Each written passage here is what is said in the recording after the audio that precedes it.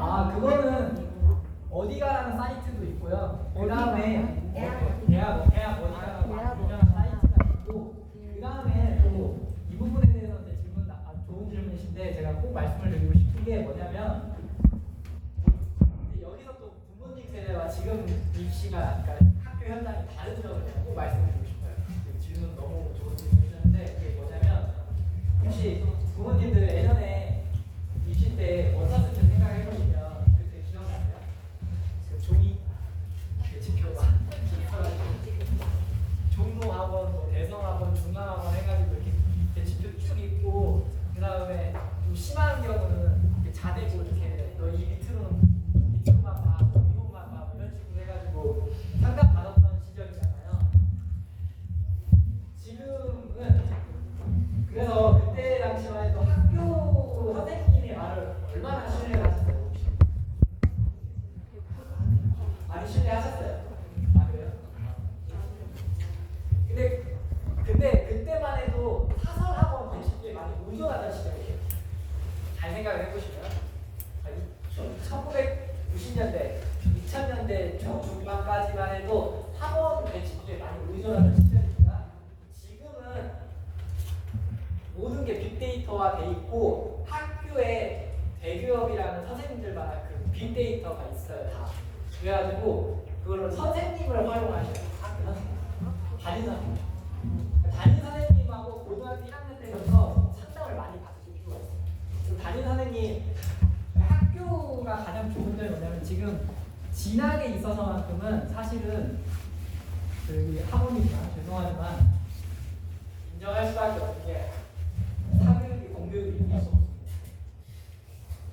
그게 이제 빅데이터가 어떤 의미냐면 그 학교에서 어느 학교에 얼마큼 보냈냐를 대학이 알고 있기 때문에 그 디테일함은 사교육이 알 수가 없어요. 그래서 가장 신뢰할 수 있는 정보는 그 대학에서 지난 학기에 어떤 성적의 학생이 어떤 학교를 어떻게 들어갔는지 그게 가장 정확한 지표거든요. 근데 그러니까 그건 고1부터는 그렇게 활용하셔야 되고 고등학교 들어가기 전까지는 되게 기본을 어쨌든 간에 뭐 상담거리가 있어야 상담하는데 모든 걸 받아서 상담할 수 없잖아요 어차피. 그러니까 그 전까지는 이제 그 성적을 만들어놔야 되는 거죠. 근데 가서부터 우리 아이가 좀 유의미한 성적이 나오면 학교에서 조금 관리가 들어가요. 그래서 저희가 지금 시키는 거는 학교에 250명, 300명 이 모든 애들을 선생님들이 관리해 줄 수 있지가 않아요. 사람이잖아요. 그러니까 그 많아봐야 정도 50등 정도 짜릴 것 같아요. 그러니까 그 아이들을 위주로 생각하는데 그때 자르는 기준이 내신이 아니고 우선 그 3월 모의고사 그걸 봐요. 그래서 그거에 내가 1등급을 맞는 거를 우리가 1등 서티켓이라고 해요. 1등 서티켓. 그래서 그거를 잡을 수 있어야 돼. 그거를 위해서 공부를 하는 거예요. 아니면 선생님들 관심을 벗어나버리면 생기부가 1학년 1학기 때부터 약해져 버리잖아요. 근데 1학년 1학기 때 생기부가 잘 쓰여지려면 그 선생님 눈에 들어야 될 거 아니에요. 그러려면 1차 성적이 좋아야 돼요. 그게 3월 모의고사. 그게 3월 네. 3월달에 모의고사 범위는 중학교 거예요? 네. 그래서 제가 초등학교 1, 2학년이 보인다는 게 그것 때문에. 근데 중요한 건 영어는 중학교 범위라는 게 없어요. 네. 그래서 모의고사 공부를 해야 되는 거예요. 네. 그래서 아무리 중학교 때 100점 100점 맞았어 그래도 영어 과목은 그런 애들이 절대로 1등급 안 나옵니다. 이해보지 않았어요. 그러니까 이제 이게 과목별로 편차가 있는데요. 영어 같은 경우는 중학교 교과서와 고등학교 수능 모의고사의 격차가 가장 극심한 과목이에요. 다른 과목에 비해서. 그러다 보니까 제가 볼 때는 그러니까 사교육과 공교육을 적절하게 잘 활용하시는 게 중요한데, 그러니까 중학교 때까지 학원에서 모의고사 예를 들어서 중학교 때 모의고사를 다 풀게 하거든요. 그렇게 하면서 객관적으로 애에 대해서 정확히 파악을 하고 있어야 하고요. 그 다음에 대학에 대한 모든 그 정보는 고등학교 가시면 담임선생님하고 상담을 하면 담임선생님마다 상담 프로그램이 다 AI처럼 다 깔려 있어요. 담임선생님한테만 권한이 주어져 있단 말이에요. 그러면 그거를 보면은 아주 자세하게 다 나옵니다.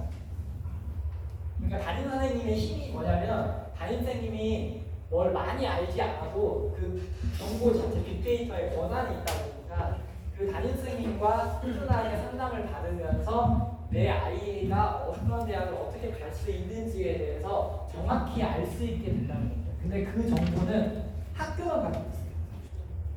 사교육에서 가지고 있을 수가 없죠. 불가능하죠. 그리고 진학에 대해서는 요즘 공교육에서 너무 시스템이 잘 돼 있어요. 진학과 관련. 그러니까 빅데이터와 그 집단 지성이 어마어마해요. 공교육 교사들끼리 몇천 명이 모여가지고 그 채팅방을 통해서 매일마다 어마어마하게 질 좋은 자료들이 양산이 되고 있거든요. 절대 따라올 수 없는. 근데 그 정보는 학교 선생님만 볼 수 있어요. 그래서 학교 선생님의 가지고 있는 정보를 적극적으로 활용하셔야 돼요. 고등학교에 나가시면. 그래서 그게 예전과 다르다는 거예요. 예전에는 선생님들이 이 정도 정보까지 가지고 있지는 않았던 것 같아요. 20년 전만 해도 이 정도는 아니었던 것 같고 사설학원 대신에 많이 의존을 하고 있었죠. 하지만 지금 그런 거는 사라졌다고 생각하시면 돼요. 의미가 없죠. 수시 기준으로는 그 배치표가 의미가 없거든요. 그 의미가 없고 아주 미세한 것만 다 따져야 하기 때문에 그 시스템이 다 있어요. 컴퓨터에 그냥 버튼 하나만 누르면 쫙 나와요. 딱 뽑아서 나옵니다. 그 아이에 대해서. 그리고 또 하나는 선생님 사람이잖아요. 근데 애가 공부는 잘해. 근데 네 가지가 진짜 없어. 잘 써줄까요? 안 써줍니다. 복수 그렇게 하는 거예요. 근데 애들이 이렇게 잘하다 보면 그냥 사춘기 겪을 때 그냥 그냥 그렇게 공부만 잘하면 제 성격 안 건드려야지. 받지 않아도 그냥 공부 잘해 나 저거 안 건드려야 생각하고 가잖아요. 고등학교에서 생기부 다 무너져요. 대학 갈 때 그거 다 페이백 받아요. 예를 들어서 전에 지나가는 중학생 애들이 사춘기 와서 인사할 때도 안녕하세요 뭐 이렇게 할 때가 있어요. 자꾸 얘기해. 또 다시 인사하시라고. 왜냐면 너가 지금 그냥 아무도 그렇게 해서 너한테 피해가 없다 생각하지만 고등학교 가서 너가 선생님 앞에서 예쁘게 인사할 수 있을 것 같지? 지금 3년 동안 네가 그 표정으로 인사하면 그때 가서 그때 그 표정 안 나와. 네 마음이 그게 아니어도 그렇잖아. 습관이 그런 거잖아요. 그러니까 지금부터도 공손하고 바르고 이거를 그냥 평생 입고 살아야 돼. 내가 어디 가서 뭔가 내 가치를 받으려면. 그래서 아이들이 투명스럽게 대답하고 그리고 리더십 이거 이따 또 나오겠지만 그런 거 너무너무 중요하게 봐요. 왜냐면 교수님들이 뭐 시켰을 때 예스하고 적극적으로 하는 사람은 다 원해요. 근데 뭐 애들이 그냥 뭐 싫은데요? 아닌데요? 뭐 이런 거 있죠. 그거 고쳐주셔야 돼요. 같이 협력하고 나서서 내가 반장하는 거 중요치 않아요. 반장은 중요치 않아요. 근데 뭐가 중요해요? 내 역할에서 주도적으로 리더십을 발휘하는 건 굉장히 중요해요. 근데 그 인사가 시작이에요. 이렇게 들어왔을 때 언제나 선생님한테 Hello teacher, 안녕하세요 선생님 하는 애가 있고요. 가만히 서 있다가 제가 인사할 때까지 안 하는 애가 있어요. 그거 제가 볼때 한 등급을 차이 날 것 같습니다. 생각이. 네, 그거는 결정적인 차이죠. 왜냐면 요즘 애들이 또 못하는 게 있다고. 대놓고 인사해 마라 선생님 입장에 자존심 상하니까 말 안 해요. 마음속에서 지워버려. 아니 저도 그렇게 해버려요. 인사 안 하고 한다 그러면 다 적어놔요. 그리고 말할 필요도 없어요. 다 적어놔요.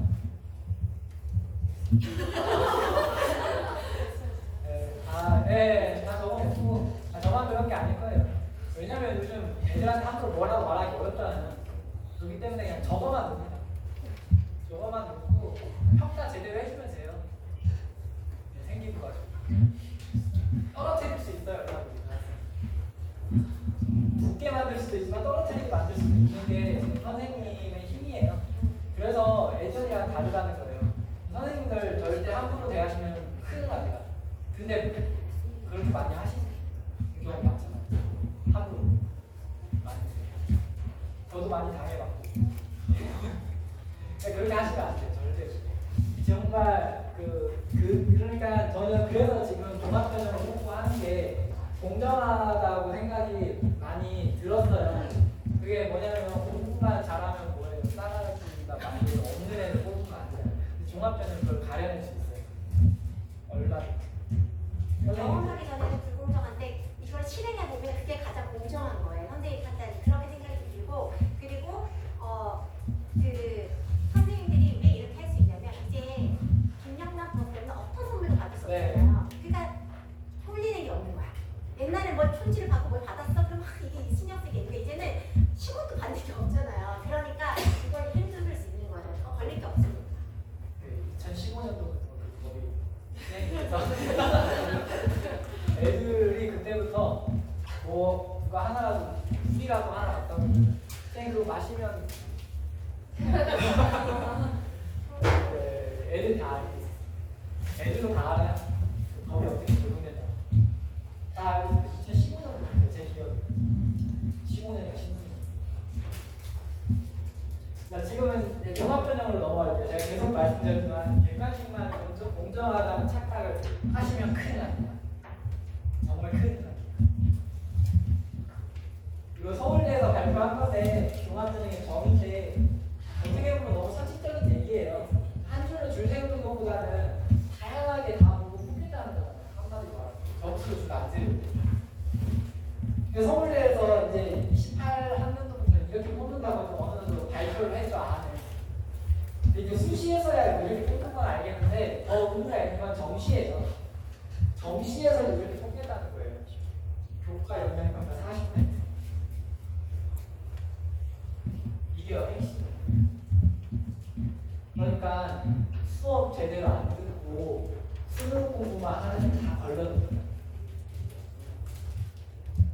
지금 고1부터. 왜냐면 그런 애 별로라는 거.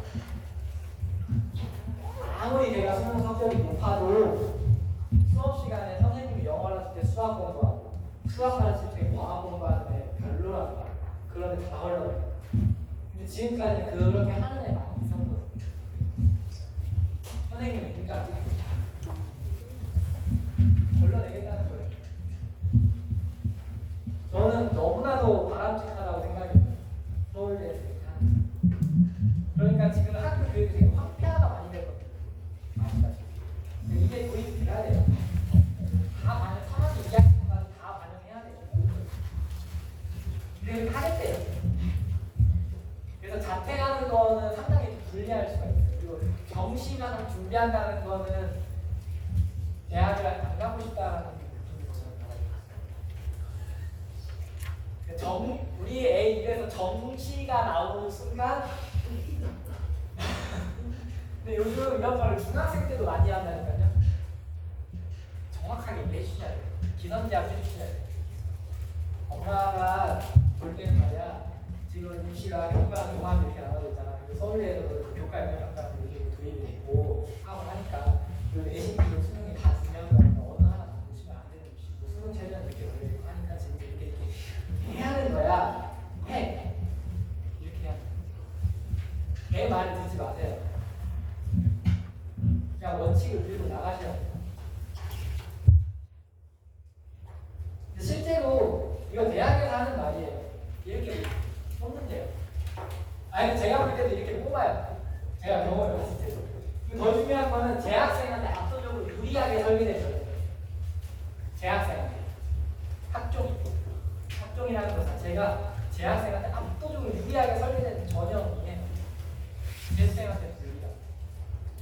근데 이 흐름이 맞는 거예요. 아니, 재수, 삼수, 사수를 양산하는 게 정상적인 교육은 아니다. 그러니까 학생부 종합전형은 크게 네 가지를 구성하고 일단 전형이 뭔지를 좀 이해하는 게 아까 전형은 제가 살짝 설명을 드린 거고요. 그 다음에 이제 나에 대해서 애들이 좀 알아야 돼요. 그 다음에 이제 어떤 걸 가지고 뽑는지, 그 다음에 이제 수업을 어떻게 들어야 하는지 이거에 대한 애들이 관점이 있어야 하는 거죠. 일단은 전형에 대한 그 대략적인 정의는 철저하게 학교 교육 기반으로 뽑겠다는 거죠. 학교 교육 기반. 그러니까 쉽게 얘기하면 옛날이랑 너무 똑같은 거예요. 학교 선생님 말 잘 듣는 애 뽑겠다는 거예요. 수업 잘 듣는 애. 근데 요즘 애들이 제일 못하는 거예요.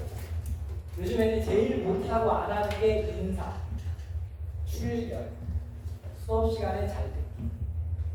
이걸 제일 안 하고 못해. 부모님들이 지금 이해 안 되실 텐데 실제 그래요. 자괴감 선생님 일단 뭐 모의고사나 한 30명 중에 한 10명, 15명 빠지죠. 그냥 애들이 선생님 괴롭히는 것만으로 되게 간편해요. 주기적으로 돌아가면서 빠져주면 돼요. 그러면 엄청 힘들거든요. 선생님 출결 행정은 못 처리하는 게. 선생님 입장에서는 아예 한 명이 업무예요. 그래서 얘가 주기적으로 돌아가면서 빠져주면 애들이 빠져주면 선생님 정신 못 차려요.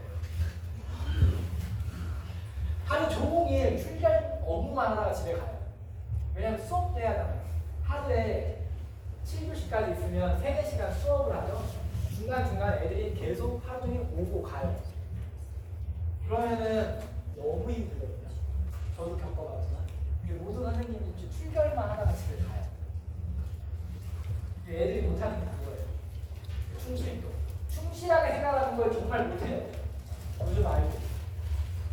근데 코로나 탓은 하지 마세요. 코로나 때는 많이 좋아하고요. 시대가 그렇게 된 것 같아요. 알고. 제가 보니까. 그리고 이제 자기에 대한 이해인데 이게 중학교 학부모님한테 되게 중요한 얘기인데요. 뭐냐면 제가 꼭 말씀드리고 싶은 게 지금 중학교에서 아이들한테 꼭 이거 물어봤어요. 진로 시간에 뭐 해? 저기 중학생들이가요? 진로 있죠? 일주일에 1시간 있나요? 진로 시간에 뭐 해요? 뭐 심리검사 같은 것도 하고 직업 탐색도 하고 하지 않아요? 여러 가지 심리검사 많이 하죠? 자기에 대해서 알아보는 검사 많이 하죠? 그 시간에 애들 다 제대로 안 듣죠? 다 자거나 떠들고, 네, 다 자거나 떠들고 이러죠? 게임하고 그러죠? 네, 선생님 무시하고 막 그러죠? 아니 너네가 나타나는 게 아니야.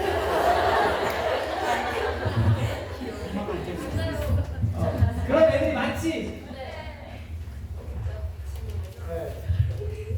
그러니까 저 진로 시간이 너무나 중요합니다. 중학교. 네. 이 중학교 진로 시간에 뭐 하는지 정확히 파악하고 계셔야 합니다. 이때 우리 애가 어떤 애인지에 대한 검사를 되게 많이 해요. 근데 애들이 검사지 받자마자 다 버려버려요. 맞지? 트레이터에 다 검사지 구겨져가지고 버려져 있어요. 아, 너 말고.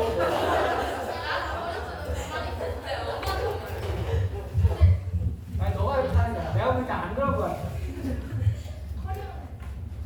이런 거, 맞아. 커리어는 이런 데 들어가서 검사 많이 하지. 핸드폰 나가주면서 너네 모바일로도 할 수 있고. 네, 그렇죠. 청소년 심리검사 많잖아요, 요즘. 되게 간단하게 할 수 있는 거 되게 많아요. 종류 어마어마하게 많지. 뭐 흥미검사부터 해가지고. 네. 그러니까 뭐냐면요. 이게 지금 부모님들이 겪었던 입시 그 교육과정과 지금 교육과정이 너무나 다른 점이에요. 뭐냐면 지금 고교학점제가 도입돼 있잖아요. 올해부터. 근데 이미 사실은 이미 실질적으로 몇 년 전부터 돼 있던 거거든요. 말만 바뀐 거지. 근데 지금 입시 자체가 뭐냐면 고등학교, 중학교 때부터 애들한테 뭐를 지금 강요하고 있냐면 자꾸 선택을 하라고 해요. 그러니까 이게 정말 미친 노릇인 거예요. 이게 너무 잔인하고 힘들어요. 제가 봐도 이게 맞는지 모르겠다는 생각이 들 정도로 되게 잔인하고 힘든 건데 이거를 고1 때는 진짜 결정을 해야 돼요. 왜냐면 그거 가지고 내가 2, 3학년 때 유불리가 갈려있어. 그리고 종합전형이 그걸로 가요. 그런데 고1 때 제대로 된 선택을 하려면 중학교 때부터 내가 어떤 애인지 알아야 한다는 거예요. 그래서 지금 우리나라 진로교육이 중학교로 내려왔어요. 엄청나게 강화가 돼 있다는 거예요. 그 학교에서 뭐 많이 한다니까요. 그걸 알고 계셔야 돼요. 학교 홈페이지 가면은 교육과정 계획서가 다 공개가 돼 있어요. 아니면 학교 알림이 사이트가 다 공개되어 있죠. 보셔야 돼요. 애들 다 버리고 있잖아요. 특히 남학생들 막 아무도 제가 진짜 내 눈앞에서 찍는 애도 봤어요.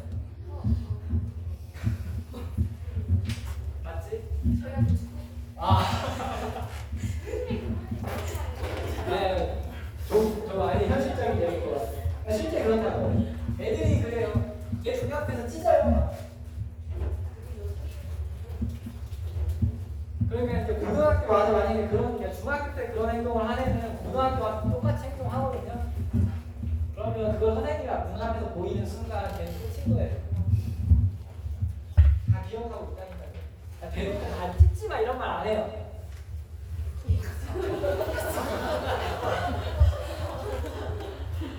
야, 웃으면서 꼭 찢어야겠어?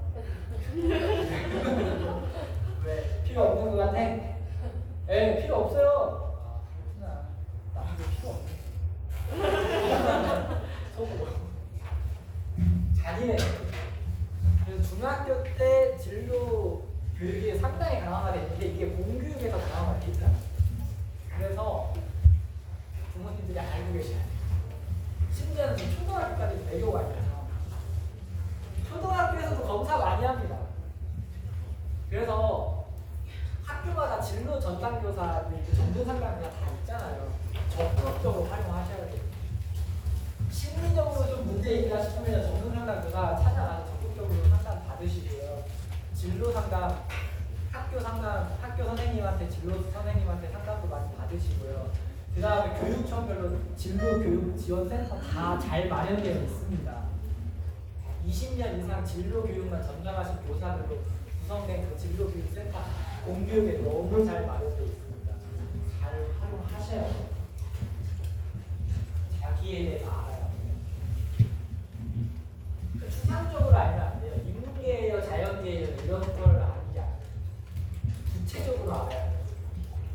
구체적으로. 근데 이게 너무 어렵다는 것 같아요, 애들한테. 너무 지금 잔인해요, 제가 봐도. 근데 이거를 해야 돼요. 그러니까 이게 지금 저도 맞는지 안 맞는지는 모르겠어요. 그러니까 저는 개인적으로 교육학적으로 이게 과연 맞는 것인가라는 의문은 드는데 현실은 이걸 알아야 한다는 게 현실인 거예요. 저는 사실 그렇죠. 이게 다 고민 드는 부분인데 이런 거 설계하는 사람들이 나이 많으신 교사한테 설계를 하잖아요. 근데 그분들이 원하는 게 뭐냐면 야 네가 진짜 하고 싶은 게 있어야지, 진짜 배우고 싶은 게 있어야지, 그거 파면 되지, 뭐 이런 얘기 때문에 이게 생긴 제도예요. 근데 불가능합니다. 우리는 지금 내가 중학교 때 원하는 꿈을 하고 살고 있나요?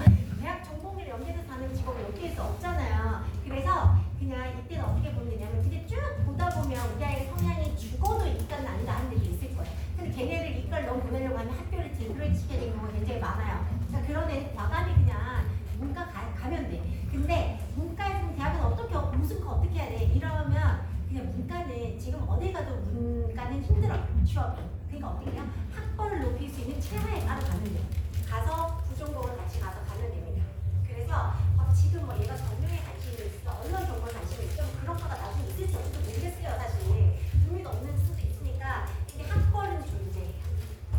그래서 그냥 이과 문과 한 다음에 이과일 때는 조금 이게 달라질 수 있겠지만 그러면 지금부터도 저런 것들이 증명해야 되는 과정이 고등학교 과정이 있을 건데 그거를 뭐 탐구 보고서, 독서 이런 독서에 책을 내는 게 아니라 내 탐구 부분에 녹아 들어가는 거죠. 그럼 그런 걸 할 때 다 조금만 생각을 하면 녹여낼 수 있어요.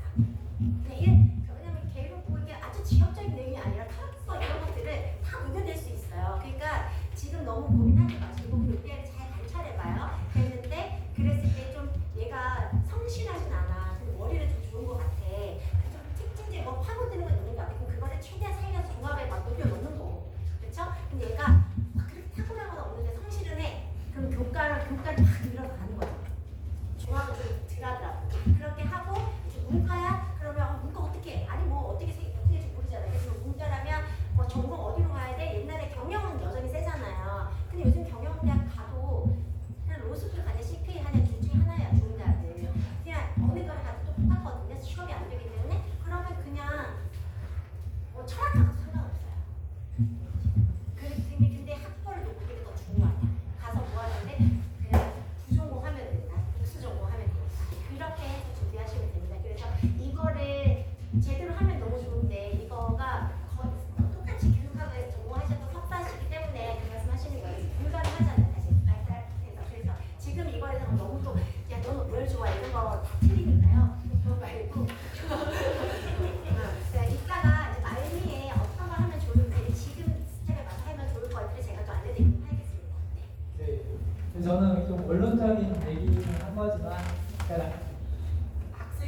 그러니까 현재 어떤 고민이 있을 거다 정도는 좀 생각을 하고 계시는 게 좋겠다. 그거 학생들이 이제 이것 때문에 고민을 엄청 많이 해요. 실제로. 그래서 대화를 할 수 있는 상대가 저는 엄마 아빠랑 제일 더 생각을 하거든요. 내가 제 개인적으로 봤을 때는 중학교 1, 2, 3학년 때, 고1 때 이런 거를 고민할 때 엄마 아빠랑 엄마가 학교에서 진로검사 해봤는데 뭐 이런 거 같아 라고 했을 때 같이 들어주고 얘기할 수 있다는 근데 그거에 대해서 중학교 때 그걸 하는구나를 알고 얘기를 듣는 거랑 또 똑같은데 거기서 중학교 때부터 이런 걸 왜 하라고 하니 막 하면서 막 하는 거는 차이가 있다는 거예요. 그리고 애가 말하니까 되게 어려워져요. 무슨 말만 하면 이제 엄마가 자꾸 뭐 이런 거를 시키냐, 뭐 이런 걸 하냐, 뭐 종합전형은 너무 힘들다, 뭐 이렇게 하면 애들도 힘들어지거든요. 그러니까 지금 김씨가 이런 거를 내한테 원하는구나. 그러니까 이런 걸 같이 고민을 해보자. 이렇게 좀 생각을 해주시면 될 것 같아요. 그래서 어디가라는 사이트가 대표적인 사이트인가 거기 가면 다 잘 나와 있습니다. 커리어 내 고용인사 이런 게 실제로 중학생들 진로 시간에 여기 사이트 들어가서 그 검사를 많이 해요. 애들 모바일. 학교에. 요즘 애들한테 누가 다 게임 전부 주어져 있잖아요. 1인 1탭이거든요. 교실마다 다 있습니다. 이걸로 검사 많이 해요. 실제로. 이제 새로운 평가 요소가 학업 진로 공동체인데 이제 뭐냐면 이게 중요합니다. 종합적으로. 이거는 그 대학에서 그 연구한 공식 발표 자료예요. 여기 보시면 크게 세 가지로 나왔어요. 학업, 진로, 공동체로 나누고 또 학업을 또 세 가지로 나누고 진로 세 가지, 공동체 네 가지로 나누는데 학업, 진로 이쪽이 이제 제일 중요한 걸 거예요. 나중에 이거 자료 올라가시면 제가 중요하다고 했던 그 부분만 뽑으셔가지고 한번 읽어보시면 될 것 같은데 학업은 쉽게 얘기하면 이제 성적 좋아야 한다는 거예요. 성취 수준 말 그대로 공부 잘해야 한다는 건데 그것만 잘해서는 안 되고 여기에 탐구력이라는 게 들어가 있어요. 이게 이제 핵심이에요. 탐구력을 제가 굉장히 직설적으로 쉽게 말씀을 드리면 학교에서 어떤 내용을 교과서를 배웠잖아요. 교과서를 배우고 궁금해가지고 책 다른 거 찾아서 읽어보고 쉽게 말씀드려요. 근데 그러면 제가 책 많이 읽으면 좋죠라고 말하는 건 너무 무책임한 말이고요. 어떤 책을 읽어야 하냐라고 했을 때 제일 좋은 건요. 교과서가 정말 좋아요. 뭐냐면 일단은 교과서를 정독해 요즘 애들이 못하는 거 교과서를 안 읽어요. 교과서만 나 읽고 잘했어요. 라는 말입니다. 교과서 정독하는 게 일단 제일 중요하고요. 그 다음에 중요한 거가 뭐냐면 교과서 뒤에 보시면 부록이가 있어요. 출처. 어떤 책, 참고문, 그 책을 중학교 교과서, 고등학교 교과서 보면 뒤에 책 다 있습니다.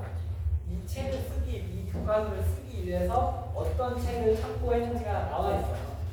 그 사이트도 다 나와 있고요. 신문, 언론자료, 상면에 다 나와 있습니다. 네. 근데 이게 진짜 중요한 얘기인 게 이 엄마들은 뭘까요? 뭐 서울대 추천 백도서 이런 거잖아요. 그거를 원치 않아요. 교수님들이 원하는 아이를 그냥 네가 주어진 이 환경에서 얼마 진짜 아이가 했냐를 알고 싶은 거예요. 그렇게 꾸며가는 그걸 원하는 거. 조각을 봤더니 궁금증이 생겼네. 근데 거기 나온 책을 이렇게 봤네. 그럼 얘 얘기인 것 같이 느껴지잖아요. 그거를 갖는 게 굉장히 중요합니다.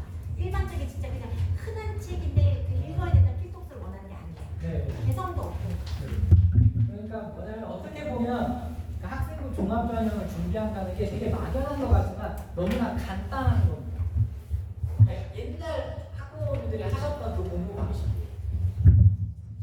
어떻게 보면 정도입니다. 정도를 걸으면 돼요. 교과서 제대로 읽고 궁금해져서 뒤에 책을 찾아보아서 그러니까 꼬꼬물이에요. 뿌리에 뿌리를 물고 책을 찾아서 읽으면 되는 거예요.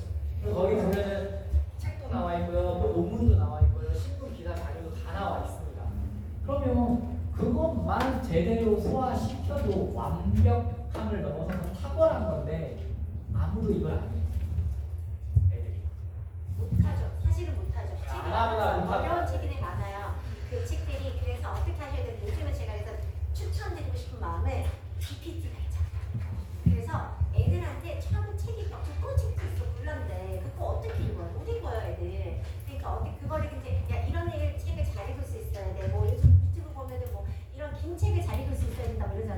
못 읽어요. 근데 못 읽는 애한테 자꾸 호랑이한테 풀 먹으라 할 수 없잖아요, 우리가. 그러니까 그 아이한테 그러면 써머리부터 가고 그 안에 목차에서 재미있는 부분, 이렇게 관심 있는 부분이 생겼어. 그럼 그 부분들만 읽어봐요. 그리고 자꾸 생각을 확장을 시켜. 왜냐면 책들은 솔직히 처음부터 끝까지 필요한 내용은 아니에요, 솔직히로 말하면. 그렇잖아요? 네. 근데 우리 아이가 관심 있고 그 포인트가 되는 거에 집중해서 집중도서 하시면 돼요. 그러니까 처음부터 끝까지 막 쭉 다 읽게끔 책을 자 좋아하는 애는 상관이 없어요. 근데 대부분은 책을 또 안 좋아할 거잖아요. 그런 아이한테도 똑같은 방식을 하면 안 먹힙니다. 그래서 어떻게? 서머리부터. 그러면 그 아이가 말하는 걸 좋아할 수 있잖아요. 그럼 대화를 하세요. 그러면 아 이런 포인트에서 그러니까 이게 참 엄마가 입시 선생님도 아닌데 그 역할을 해야 하는데 되게 힘든데 아빠도 같이 끌어들여서 하시면 될 텐데 그래서 자꾸 질문과 생각할 거리를 만들어서 그것들을 잘 드러났다가 그래도 우리에게 가장 사랑하는 부모라는 말이에요. 그러면 그 얘기를 어떻게 엮으면 될지 이런 거 고민하시는데 한편들만 모아. 그러면 GPT한테 묻으세요. GPT가 있는데요. 그러니까 어떤 탐구를 하면 좋을까? 그럼 GPT가 잘해줘. 그런데 엄마가 이해할 수 있는 수준과 아이가 이해할 수 있는 수준으로 하나씩 하시면 돼요. 근데 그것도 미리 하면 좋아요. 한 3, 4년. 그걸 해놓으면 고등학교 가서 너무 편해. 탐구 보고서나 뭐 이런 거. 네, 이게 모든 거하고 연관돼 있습니다. 책을 처음부터 끝까지 읽는 방식을 저희 말하는 게 아니고 그 부분 문차를 보고 필요한 부분을 찾아서 읽으면 돼요. 그러니까 뭐냐면 지금 이걸 강조하는 게 탐구력을 강조하는 게 교수님들이 그렇게 논문을 쓰시는 거 아니에요. 논문을 쓰실 때 모든 책을 끝까지 다 읽고 참고문헌을 막 수백 번 달아놓는 게 아니잖아요. 그러니까 자기가 탐구하고 싶은 분야 있잖아요. 그 분야를 쭉 설정한 다음에 목차를 설정하고 그 다음에 필요한 내용만 그 책에서 뽑아가지고 그 부분을 인용을 하는 거잖아요. 그 방식을 원하시는 거예요. 그러니까 논문 쓰는 방식으로 학생답게 공부하길 바라는 거예요. 제가 그 교수님들 대학원 다닐 때 얘기를 들어보니까 교수님이 원하는 방식이 그거예요. 탐구력이 아니고 꼬리에 꼬리를 들고 파고 들어가길 바라는 거예요. 그러니까 처음에 출발이 교과서 그리고 집에서 그러니까 애들이랑 점점 대화하기가 힘들어지잖아요. 가면 같이 대화할 것도 없고. 그래서 제가 볼 때 초등학교 한 3, 4학년, 뭐 1, 2학년도 더 좋고 어린 시절부터 제일 좋은 거는 대화의 요건은 오늘 교과서에서 뭐 배웠어? 하면서 원장님 말씀하신 거에서 탐구하면서 교과서를 그러니까 한번 훑어보면서 우리 애랑 무슨 대화를 할지 그러니까 집안의 분위기가 그렇게 가면 그냥 이상적인데 쉽진 않겠죠 물론 쉽진 않겠지만 교과서 그러니까 우리 애가 도대체 뭘 배우고 이 근데 요즘 사는지 포인트가 교과서 집에 안 가도 온다는 거예요. 사물함 다 놓고 오니까. 그러면 교과서를 사시면 되죠. 교과서 얼마 비싸지도 않은데 2개 사시면 되죠. 교과서 온라인에 다 팔아요. KT 북스에. 교과서 온라인으로 다 팝니다. 디지털 교과서 읽고 하니까 네. 전공 책들은 다 있으니까. 교과서는 애가 안 가져오고 다 나와 있으니까요. 우리 애가 그러니까 쉽게 말하면 내가 우리 애랑 친하게 지내고 싶은데 우리 애가 뭐 해먹고 사는지 알아야 할 거 아니에요. 그게 바로 애는 공부잖아요. 공부고 교과서 뭐 보고 사는지를 알아야 할 거 아니에요. 그래야지 대화가 될 거 아니에요. 그러니까 물론 저도 힘들 거라고 예상은 돼요. 쉽지는 않은데 일단 그게 중요하다고 생각이 들어요. 학원을 보낸다고 했을 때는 똑같잖아요. 학원에서 뭐 배우는지를 알아야 하고 이게 나중에 다 대학 들어갈 때 상기부에 들어간 이론인데 그거를 고등학교 가서는 막상 학교에서 시킵니다. 근데 할 시간이 없어요. 네. 고등학교 가면. 그래서 미리 이걸 해주시면 좋은데 학원에서 특강처럼 하기가 어려워요. 왜냐면 그런 순간 색깔이 사라지니까.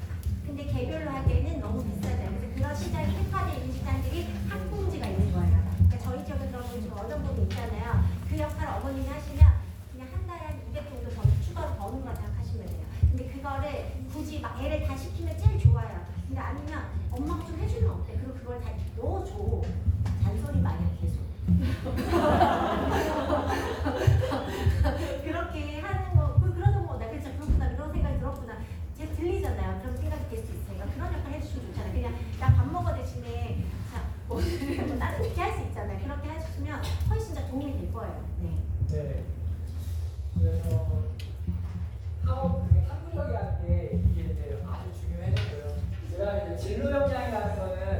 제가 좀 쉽게 설명을 해드리면 선택 과목 뭐 했는지를 이제 보고 싶다는 대학에서 고등학교 2학년 3학년인데 도대체 예를 들어서 기계공학과를 지원한 애가 있어요. 그러면 무슨 과목을 반드시 들어야 할 것 같아요? 예를 들어 물리 들어야겠죠.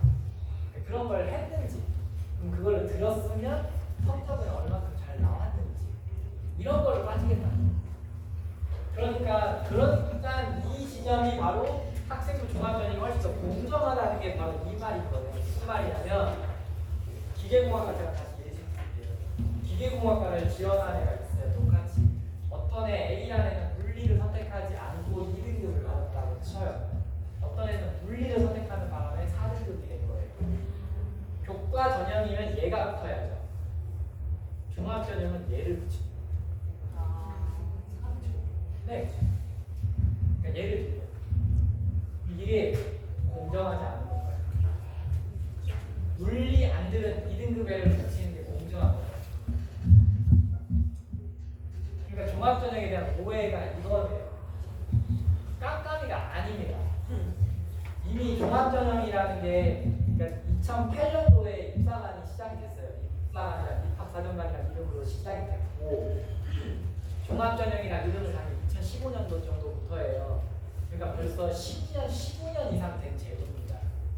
즉 대학에서 아주 정교한 마치 야구 세이버 매트릭스 같이 연봉 고가 산정하는 기준처럼 아주 정교하고 세밀하고 구체적인 기준이 다 마련되어 있다고. 어떠한 데이터를 다 갖다 집어넣어도 딱딱딱 만들어서 뽑을 수 있게 되어 있다. 깜깜이가 아니에요. 절대. 그러니까 이걸 오해하시면 안 돼요. 그러니까 제가 하나의 그냥 단편적인 예를 든 건데 이러한 사례는 무궁무진하게 많습니다. 그러니까 쓸데없이 머리 굴리고 막 요령 피우는 애 다 걸러내는 거예요. 정도를 걷는 애를 뽑겠다는 거예요. 거기에 맞게 기계공학과나 예를 들어 뭐 정치외교학과나 하면 들어야 하는 과목이 있겠죠. 거기에 맞게 들었으면 하는 과목이 있을 거예요. 그러면 그거를 제대로 듣는 애, 뭐 의대를 가고 싶다. 그러면 거기에 맞게 듣는 애를 뽑고 싶다는 건데 너무 상식적인 얘기 아니에요. 그리고 그거를 맞게 안 들어서 성적 잘 나오는 애가 있고 그거를 맞게 듣다 보니까 어쩔 수 없이 소인수 과목이라고 해서 5명 미만, 뭐 10명 미만인 걸 들는 애들 있잖아요. 어쩔 수 없이. 근데 그렇게 성적이 좀 안 나왔어요. 얘를 불리하게 평가를 하는 게 공정합니다. 종합전형은 이런 걸 다 따집니다. 그리고 중간고에서 내신 1.5, 대치동에서 내신 1.5가 같나요? 예를 들면 아니잖아요. 그러니까 이런 걸 다 구별하겠다. 그러니까 다 실제로 감별해 내요. 그 교과목 뭐 그런지 다 감별해 낼 수가 있어요. 어떤 애인지. 그러면 이게 공정합니다. 종합전형은 이런 얘기를 쉽게 얘기해요. 이거에 대한 오해가 많아가지고 정시해야죠. 정시해야지. 이게 아주 위험한 발상인 거예요. 대학을 포기하는 지름길입니다. 종합전형을 듣는 순간. 원장님이 이제 저한테 자꾸 여쭤보는데 어떤 애가 종합전형을 하면 좋고 뭐 좀 상대적으로 좀 불리하냐고 이런 걸 물어보시긴 했는데 다 해야 돼. 네, 기본적으로는 종합전형 준비해야 한다는 거예요. 여기에 최대한 맞게. 그래서 이게 이제 중학교 때부터 저는 초등학교 그래서 1학년부터 시작이라고 봐요. 초등학교 1학년 때부터 집에 와가지고 딱 숙제하고 노는 애와 안 하고 노는 애들.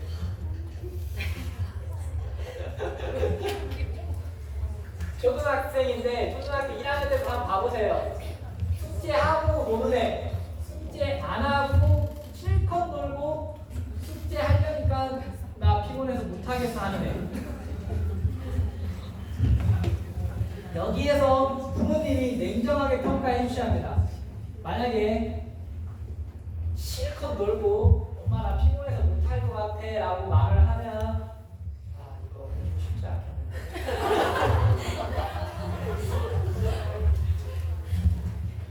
그러면 공부를 시키고 싶으시면 어떻게든 밀어붙이셔야 돼요.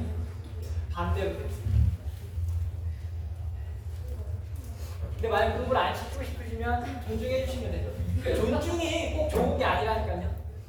아무 때나 존중해 주시면 안 돼요. 예를 들어서 저도 약간 사적인 거지만 저도 자녀가 있습니다. 아무도 안 들으시네요. 네, 저도 절대 애랑 타협을 안 하는 게 있어요. 제가 한 3가지 정도 있습니다. 그게 뭐냐면 애가 집에 오죠. 4시간, 5시간에 집에 올 때가 있잖아요. 그러면 어쩌다 한 번씩 제가 볼 때가 있어요. 애들. 그러면 제가 절대 타협 안 하는데 일단 밥 먹어야 해요. 그 다음에 목욕, 그 다음에 숙제. 이거 안 하면 게임 안 시켜요. 타협 없습니다. 애가 펑펑 울어도 절대 안 시켜줍니다. 밥, 목욕, 숙제. 이게 엄청 중요한 거예요. 집에 왔어요. 밥 먹고 목욕하는 거 너무 중요한 거예요. 이 습관. 밥 먹고 목욕하고 숙제, 학원 숙제 뭐 등등 해가지고 저희 애들 영화고 다니시잖아요. 한 2, 3일에 한 번씩 뭐 단어 시험 봐요. 그럼 그거 단어 시험 공부시키고 뭐 수학학원도 다니니까 수학 숙제 시키고 뭐 이것저것 많이 뭐 한자도 있으니까 한자도 숙제 시키고 한 달에 한 100만 원 들어가는 거 아니에요? 초등학교 때 돈 제일 많이 써야 돼요. 초등학교 1, 2학년 돈 제일 많이 써요. 왜냐면 고등학교 가서 돈 쓰는 건 의미가 없거든요. 이미 다 정해져 있어요. 그래서 이거 되게 중요한 거예요. 초등학교 어릴수록 돈 많이 써야 돼요. 그리고 갈수록 돈을 줄여야 돼요. 돈을 빼셔야 돼요. 갈수록. 고등학교 가면 돈 다 빼셔야 돼요. 그 인강 넣는 거 빼고. 인강 넣는 거 빼고 나머지 돈 다 빼셔야 돼요. 그 외에도 돈 많이 쓰고 계시면 안 돼요. 대신 초등학교 때는 반대로 돈 한 100만 원 정도 쓰고 계셔야 돼요. 한 달에. 제가 보기에는 영어, 수학, 한자, 뭐 피아노, 뭐 미술 등등, 뭐 수영 등등 있잖아요. 그래가지고 돈 많이 쓰셔야 돼요. 왜냐면 애가 뭘 잘하는지 다 시키셔야 돼요. 그럼 애들이 하나씩 탈락하기 시작합니다. 그러지 않나요? 네. 애가 하나씩 탈락을 해요. 제가 보니까 지금 저희 보니까 영어, 수학, 한자, 그리고 피아노, 뭐 미술도 해봤고, 그다음에 뭐 롤러스케이트 이런 것도 해보고, 뭐 이것저것 한 6, 7개 해봤단 말이에요. 이 중에서 지금 보여요. 저는 다 학원에서 특별히 전화 안 오는 게 이제 탈락될 거예요. 왜냐면 잘하면 학원에서 잘한다고 얘기해 줄 거거든요. 근데 그냥 평범한 애면 굳이 연락 안 하시죠. 저희는 항상 연락하자. 모두가 소중하다.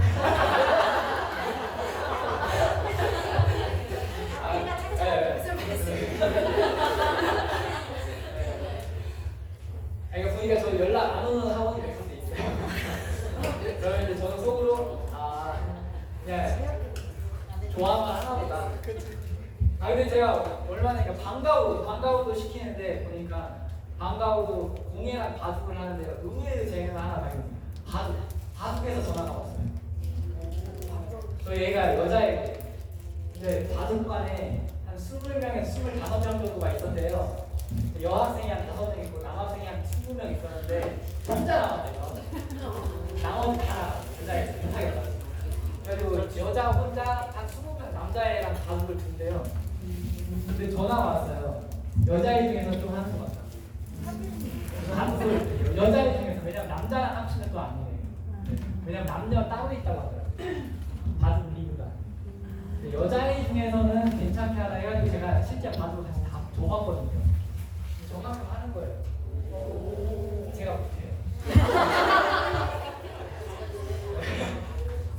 그러니까 뭐가 걸릴 줄 몰라요.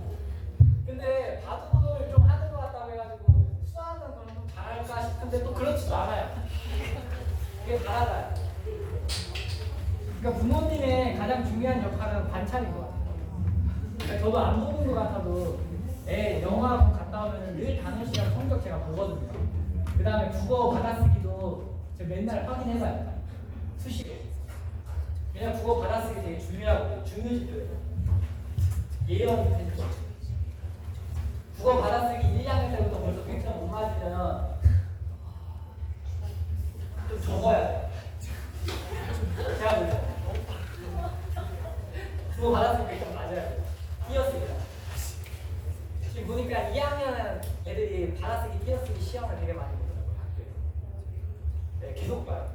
그래서 저희가 일주일에 한두 번씩 꼭 확인해봐요. 받아쓰기 100점 맞는지 띄어쓰기 100점 맞는지 그다음에 영어학원에서 단어 시험 수시를 한번 보더라고요. 그래가지고 한 20개 정도 봐요. 그래서 제가 수시로 봐요. 수시로 한번 체크해봐요. 잘하는지 안 하는지. 돈을 언제 뺄지 생각하세요. 냉정하게. 왜냐면 지금 제 돈을 막 쓰고 있잖아요.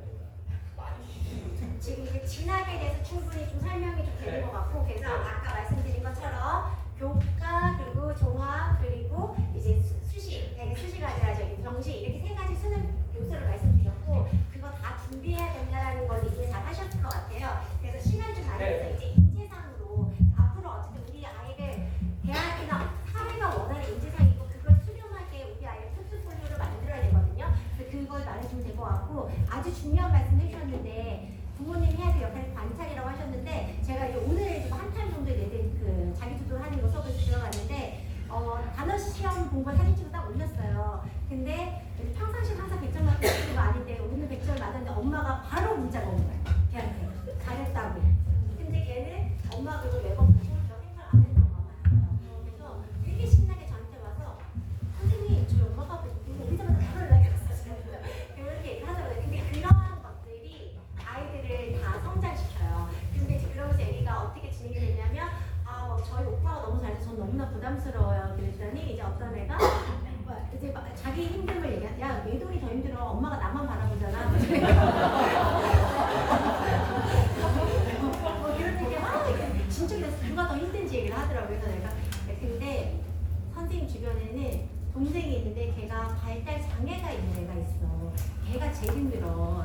왜냐면 엄마가 걔만 관심을 줘야 되니까 걔 그렇고 걔가 잘하는 것도 못 해주고, 그리고 항상 어디 놀러 가서 마음에 놀 수가 없어. 걔가 이상한 행동을 하니까. 그러니까 나 정상으로 어떤 동생 오빠가 있다고는 반만으로 감사해야 되지. 애들이 그건 그렇지 하고 마무리가 됐거든요. 그래서 어쨌든 어머님이 저희가 매번 올려드리고 있잖아요. 그래서 아마 이 중에서는 대부분은 정말 다 보시고 계시더라고요. 그래서 어느 순간 겐톡으로 막 이렇게 점수 잘못됐어요, 뭐 채점 잘못됐어요, 우리에 빠져서 다 얘기해주셔서 너무 감사해요. 근데 가능은 좀 무료해주신 분도 계실 수 있어요, 장기 재원서 중에서는. 근데 저희한테는 단톡에를 안 해도 괜찮지만 아이가 잘하거나 뭐 했을 때는 꼭 소통해주시면 제가 그 목적으로 하는 거거든요. 그러니까 그렇게 해주시면 아이의 발전에 굉장히 도움이 될 겁니다. 네, 그러면 인재상 한번 알아보고 오늘 세미나 마무리하도록 할게요. 네, 이걸로 간단하게 말씀을 드리면서 마무리를 짓도록 하겠습니다. 인재상이 변해온 거죠. 그러다 보니까 대학에서도 뽑고 싶은 애가 바뀐 거죠. 그러니까 지금 우리 교수님들이 볼 때 이렇게 보신다는 거예요. 이게 학문 용어거든요. 논문에 많이 나오는 용어예요. 그러니까 지금 사회 현상은 사악한 문제라고 해요. 학문 용어로. 교수님들이 많이 쓰시는 용어예요. 근데 이게 무슨 말이냐면 뭔가를 뭐 하나를 바꿔서, 그러니까 예를 들어서 입시도 뭐 하나를 바꾼다고 안 바뀌잖아요. 그러다 보니까 이걸 어떤 관점으로 바라볼 수 있는지 이런 아이들을 뽑고 싶게 하는 거예요. 단순하게 뭔가를 외워가지고 푸는 애가 아니라. 그래서 이제 이게 핵심입니다. 창의성이라는 게 발산적 창의성도 있지만 수렴적 창의성이 입시에서는 훨씬 중요해요. 수렴적 창의성. 그래가지고 제가 아까 교과서 말씀드렸잖아요. 교과서에서 모든 게 출발해요. 교과서를 보고 뭐에 대해 궁금함을 느꼈어요. 진짜 호기심이. 그래가지고 교과서 호기심을 가지고 어떤 자료를 찾아본 거예요. 뒤에 참고문을 찾아본 거예요. 이게 탐색한 거지. 자료 탐색한 거고, 그런 거를 토대로 해가지고 여러 권의 책을 필요한 부분을 쭉 뽑아가지고 재조합을 하는 게 그게 창의성입니다. 근데 이게 논문을 이렇게 써요. 아실 거예요. 아마 대학원에서 논문 쓰신 분들은 아실 거예요. 논문 쓰는 방식이에요. 이게. 대학원 가면 이렇게 논문을 쓰거든요. 이 원리에 의해서 논문을 쓰시는 거예요. 근데 만약에 네. 그 참고 문헌이나 이런 걸 읽었어요, 아이가. 네. 그러면 그걸 어떻게 어필해가지고 합격을 노릴 수가 있는 거예요? 그거는 지금 더 독특한 다른 대학에 생기고 있다는 거가 또 다른 시간 관계가 이 뒤에 슬라이드에 그 내용이 있어요. 슬라이드 공유해드릴 거고, 아주 네. 간단하게 얘기하면 어쨌든 탐구 보고서 세트, 네. 세부사항, 특기사항 선생님이 기록해주는 게 있는데 그걸 뭐 내가 제출해줘야 선생님이 보고 써줄 거 아니에요. 저 보고 가는 네. 그렇죠. 근데 그러니까 예전에는 내가 책을 읽은 거를 독후감수로 넣어버렸어. 근데 지금 그게 안 돼요. 근데 이제 내가 이런 저기 쓰인 그대로 나 이거 교과서에서 수업시에 이거 넣었는데 갑자기는 의문이 생겼어. 그랬더니 교과서를 보니까 이런 책에서 그 얘기를 하고 있다 해서 내가 그 책을 찾아봤는데 그랬더니 나는 이게 이렇게 해서 이런 생각이 나왔어라고 하는 글을 선생님한테 보내요. 그럼 선생님이 그거를 거기다 기록해줘요. 그럼 그걸 언제 확인해? 면접 때 확인해요. 네, 제가 그러면 그 예시만 한번 바로 넘어가 볼게요. 이 내용은 이해하실 것 같으니까 질문하셨으니까 원래 설명회를 만약에 더 할 수 있다면 그 내용을 하거든요. 제가 쭉 넘어갈게요. 아니, 준비한 내용이 6시간도 모자라요. 제가 욕심이 많아가지고 준비는 엄청 많이 했는데 제가 그냥 바로 그 예시를 보여드릴게요. 그러니까 예를 들면 이런 자기평가서를 선생님이 받아요. 이제 애들한테. 그러면 수행평가를 하잖아요. 수행평가에 지옥이라고 하죠. 수행평가 엄청 많죠. 네. 수행평가를 굉장히 많이 해요. 수행평가를 뭔가 할 때마다 선생님들이 이런 자기평가서라는 거를 이건 제가 하는 하나의 그냥 예시 양식이고요. 선생님마다 다 다를 겁니다. 근데 중요한 거는 공식적으로 자기평가서를 받을 수 있어요. 그러니까 오해가 많았던 게 이거 애들이 써주는 거 아니야 라고 오해가 많았는데 그게 틀린 말인 게 뭐냐면 재료를 애들한테 받는 것 뿐인 거예요. 그러니까 재료를 받았는데 그러니까 선생님은 요리사거든요. 근데 좋은 요리사의 가장 핵심은 좋은 재료예요. 그러지 않나요? 내가 아무리 요리 실력이 뛰어나도 재료가 엉망이면 안 되잖아요. 그러니까 애들한테 뭔가를 받았던 게 그게 재료를 받는 거였는데 이거를 오해를 하시는 거예요. 애들이 요리까지 한다고. 애들이 요리까지 하는 일은 없습니다. 선생님만 요리를 합니다. 그러니까 애들한테 재료를 받아요. 공식적으로 받을 수 있는 게 자기평가서예요. 이건 하나의 예시예요. 이렇게 받아가지고 이런 식으로 문구를 만들어주는 거예요. 그럼 예를 들면 제가 한번 그냥 만들어보면 어떤 수업을 들은 거죠. 예를 들어서 사회 수업을 들었어요. 사회 수업을 들었는데 예를 들면 뭐 민주주의가 관심이 생겼어요. 근데 민주주의에 대해서 관심이 생겼는데 알고 봤더니 미국의 선거제도나 우리나라의 선거제도가 다르다는 걸 알고 그거에 대해서 뭐 공부하는 어떤 프로그램에 참여를 했나 보죠. 예를 들어 이런 식으로 적는 거예요. 그런 식으로 탐구를 하다가 심화 내용을 더 알고 싶어가지고 뭐 어떤 책을 읽었다는 게 여기 들어갈 수가 있는 거고요. 그게 교과서 뒤에 있는 참고문항 같은 거죠. 그 책의 어떤 부분을 뺏고 어떤 보고서로 정리를 해서 발표를 한번 해본 걸 선생님이 보고 기록을 했다가 적어주고 그 다음에 얘가 이렇게 잘한다는 선생님이 평가 한번 해주고요. 그 다음에 얘가 후속 활동으로 이렇게까지 더 찾아보더라 이런 식으로 써주는 거예요. 이게 어떻게 보면 이제 표준적인 생기부 틀린 거죠. 그러니까 어떠한 애가 뭘 가져와도 이러한 구조를 가지고 선생님이 이제 쓰는 거죠. 이해 가시나요? 네. 이게 생기부예요. 그러니까 좀 막연하게 틀리시나요? 네, 막연한 게 아니고요. 본질에 정신하면 됩니다. 학교 수업을 잘 들으면 돼요. 학교 수업을 잘 듣고 교과서를 열심히 잘 본 다음에 선생님이 제시한 수행평가를 정확하게 잘 이행을 하면 거기에 맞게 성취 기준에 맞게 선생님이 평가를 내립니다. 그리고 발표 기회를 줬을 때 발표를 열심히 하면 되고요. 인사 평소에 잘하고 시험 잘 보고 하면 이런 식으로 기록이 뽑아져 나옵니다. 그러면 이거가 기록이 뽑아져 나오면 나중에 학생이 면접 때 이 내용을 제대로 숙지를 한 다음에 정확히 말을 할 수 있으면 됩니다. 그러니까 뭐 굳이 어떤 컨설팅을 받거나 그렇지 않아도 정말 학교 교육에 충실한 애면 대학에 잘 갈 수 있게 만들어 놓은 게 종합적으로 맞아요. 그러니까 교수님들이 학교에서 애들을 뽑을 때 어려운 책, 뭐 책 많이 읽어서 이런 거 안 따져요. 사고 탐구력 절차에 맞게 얘가 정보를 걷는지 이걸 보겠다는 거예요. 왜냐하면 어떤 수준 자체는 인지적인 절대적인 수준 자체는 지역마다 편차가 심할 수 있잖아요. 그 교육 여건에 따라서. 하지만 잠재적으로 볼 수도 있잖아요. 좀 교육 여건이 안 좋은 지역에 있는 아이라 할지라도 어떠한 사고 과정을 제대로 잘 따르고 있는 애면은 사교육에 도움이 없어. 야 대학 오면 나랑 핵심은 뭐냐면요. 제가 대학원 다닐 때 교수님한테 제일 많이 들은 말이 내 시간 낭비하지 마 했어요. 논문지도 하실 때. 그러니까 뭐냐면 나랑 1대1로 대화 제대로 학문적인 대화 할 수 있는 애를 원하는 거예요. 교수님이 제일 많이 했던 말이에요. 저한테 시간 낭비 시키지 마. 논문지도 할 때. 제가 이제 논문을 쓰는데 뭘 가져가잖아요. 한 달에 한 번씩 가져가잖아요. 교수님이 제일 싫어하는 거는 자기가 뭔가를 알려줘야 한다. 야 이렇게 하고 이렇게 하고 이렇게 하고 이렇게 하고 이렇게 하는 거 진짜 싫어하세요. 교수님을 긴장시키는 거 좋아하세요. 교수님 제가 알아봤는데요. 이렇게 해가지고 이렇게 하면 좋을 것 같고 이렇게 하면 이렇게 하면 좋을 것 같아요. 교수님 생각하세요. 이렇게 하고 이렇게 해서 이렇게 할 때 이 중에서 어떤 거가 더 좋으신 거예요? 교수님 관점을 좀 알려주실 수 있을까요? 면접에서 이런 식으로 대화가 오는 거예요. 근데 이런 애가 서울대 갔대요. 저도 이걸 중학교 고등학교 때 알았으면 서울대 갔어요. 네, 이겁니다. 아까랑 연결되는 거예요. 탐구력이랑 그런 과정이 여기에 기록이 되면 되는 겁니다. 그래서 일단 여기까지 마쳐야 할 것 같습니다. 네. 생각을 여기까지 가져가고 오늘 어렵게 오셨고 등급을 받으잖아요. 그래서 더 궁금하신 건 하는 거 있으시면 저희 Q&A 받을 거고 기본 내용을 여기서 이제 마무리를 하도록 하겠습니다. 그래서 뭐 각자 알기의 내용이 다 궁금하실 것 같아요. 그래서 세부적인 것도 듣고 싶으신 분들이 계실 것 같아서 그러면 남아서 질문 좀 받아줄 수 있도록 하고요. 네, 아 집에 맞다. 저희가 순간이요.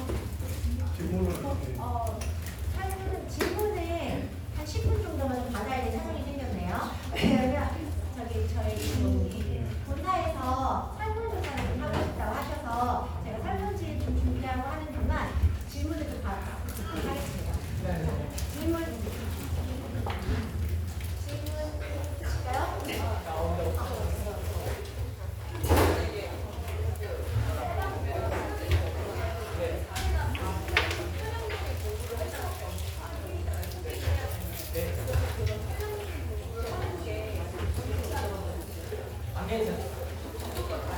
네. 네. 어떻게 될지 모르겠지만 어떻게 될지 모르니까. 근데 고등학교 가서 내가 이 문제를 명확해졌을 때는 상상 먹고 가상들의 생각을 그때는 했겠지만 지금 전에 하면 어쨌든 내가 할 수 있는 선택지를 내가 스스로 판단에 따르는 거예요. 네. 그러니까 제가 예를 들면 내가 인문대 성향이라고 해서 중학교 때부터 벌써 과학을 아예 무시해요. 그러면은 일단 제가 어디서부터 문제가 있는지 순차적으로 국어 비문학 지금 그러니까 다 문제가 있는데 다 문제가 생겨. 그리고 통합과학 시험 못 보게. 그 다음에 내신 과학 내신 안 보겠다. 그러니까 좋은 대학교 국영수사가 다 반영할 텐데 그러니까 함부로 뭐를 선택하는 건 위험한 거예요. 그냥 다 잘 하셔야 돼요. 근데 중2 정도 되면 네. 근데 특별히 내가 막 하고 싶은 거 없잖아. 그냥 공부를 막 못하는 것도 아닌데 네. 잘하는 것도 아니고 네. 그냥 네. 뭐 제가 시크하는 그냥 이 정도 항상 읽게 되는데 그런 친구들 할 때는 이제 공부를 하라고 하면 이렇게 안 따라오니까 그렇게 더 어떤 한 과목을 좀 집중해서 했으면 오히려 그게 더 맞지 않나 싶은데 지금 그 말이 아닌 거예요. 네. 그렇게 하면 안 돼요. 근데 공통적으로 다 잘을 못하는 아니 잘 못하든 어쨌든 잘하든 최선을 다해서 다 하고 있어야 돼요. 그러니까 국영수사관을 그러니까 어느 거 하나를 함부로 포기하거나 정하지 않는 내가 고등학교 가가지고 그냥 이게 문제예요. 그러니까 뭐냐면 그러니까 부모님 보시기에 얘가 이도적으로 뭔가 아닌 것처럼 보일 수가 있잖아요. 국영수사가 하니까. 근데 그 이도에도 아닌 것처럼 보여도 국영수사가 다 최선을 다하는 게 중요하잖아요. 그게 너무 중요해요. 이 균형.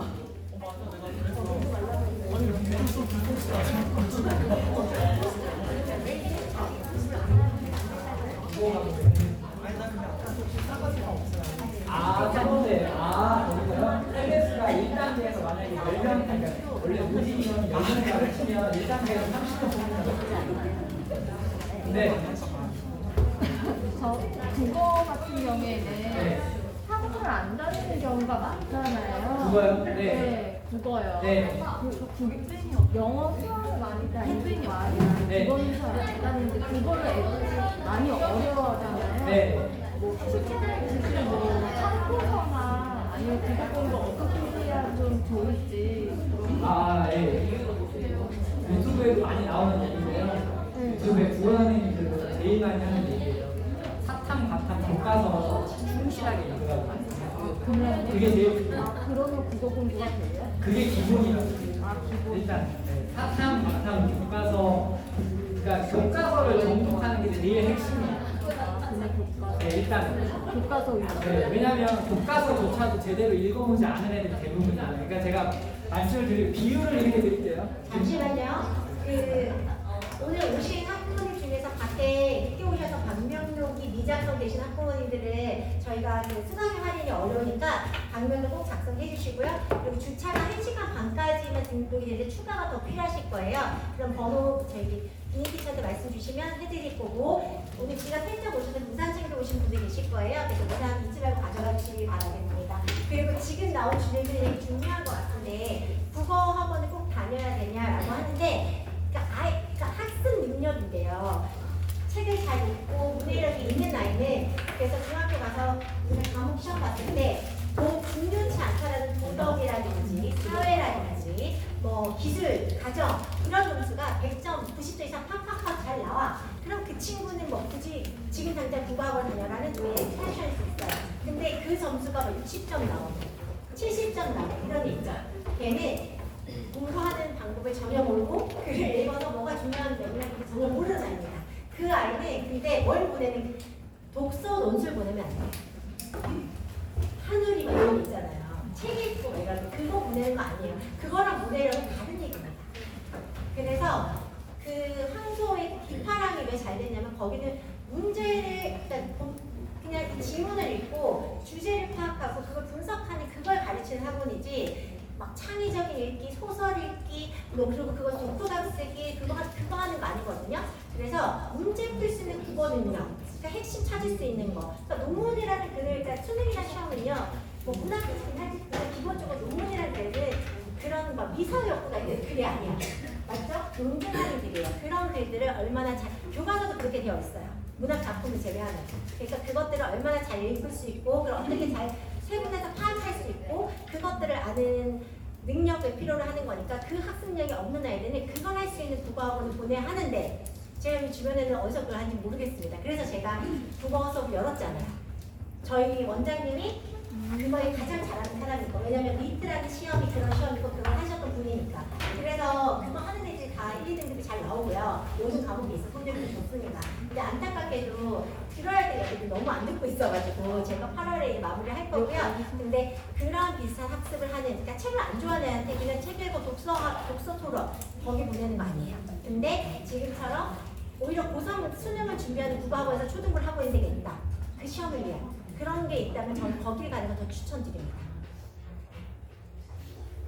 그러니까 제가 비유를 드리면 건강해지려면 어떻게 해야 하는지 우리가 생각해보면 밥 잘 먹고 잘 자는 게 중요하다고 하잖아요. 저는 공부가 그거랑 똑같은 것 같아요. 그러니까 국영수사가 제가 PPT에도 나와 있는 거구나. PPT랑 보여주시면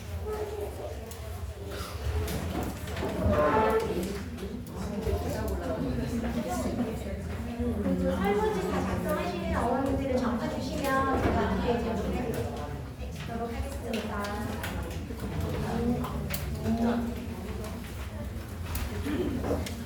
푸시면 돼요. 다 쓰신 분들만 주세요. 이따 주셔도 됩니다. 이겁니다, 이거. 그러니까 이게 제가 지금 아까 방금 드린 그 질문에 두분 어머님이 똑같은 걸 질문하셨는데, 보통교과 공부가 제일 중요해요. 보통교과 공부가 국영수사가 핵심입니다. 그러니까 이거를 안 하고, 그러니까 밥 잘 먹고 잘 자는 걸 안 하고 다른 약을 먹고 건강해질 수 없잖아요. 똑같은 거. 네.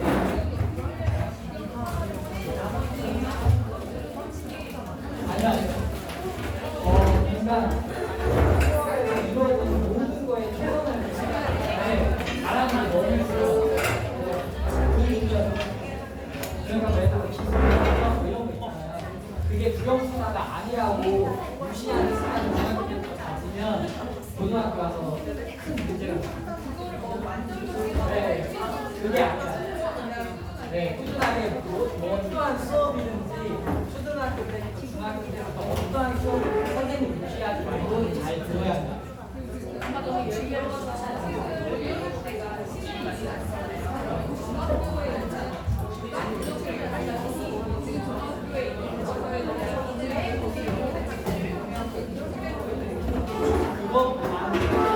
차고 있습니다.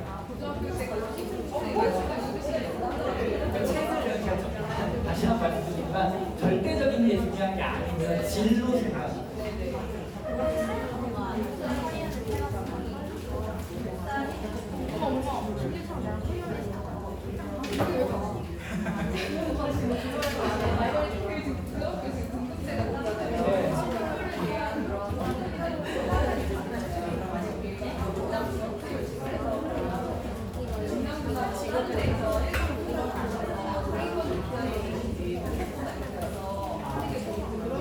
제가 이거에 대해서 유명한 명언을 알려드리면 좋은 고등학교는 내가 내신 것을 잘 나오는 학교가 좋은 고등학교.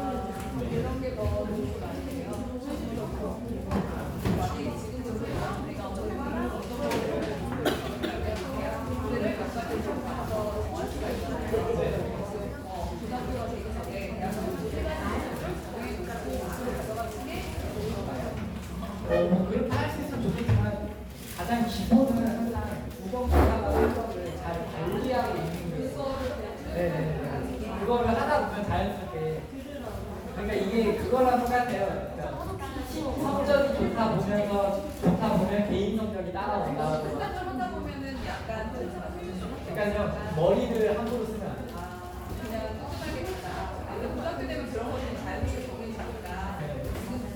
네, 그러니까 머리를 잘못 들면 그러면 흡수 안 돼요. 정보를 걸리세요. 네. 우리 축구 있잖아. 진로 씨가 맨날 자거나 아니면은 받잖아. 이걸 꾸긴 다음에 쓰레기통에다 던진 다음에 나이스 샷 이러고 있어. 근데 엄마 디버샷 막혀 있잖아. 그래서 유일하게 되는 게 게임. 그래서 애들끼리 그 물량 만들어가지고 고등학교 김밥 큐레이터 라면 만들기. 네, 맞아요. 네, 김밥 큐레이터 뭔지 아세요? 저는 항상 지금부터 하고 있었어요. 김밥 큐레이터가 뭔지 알아요?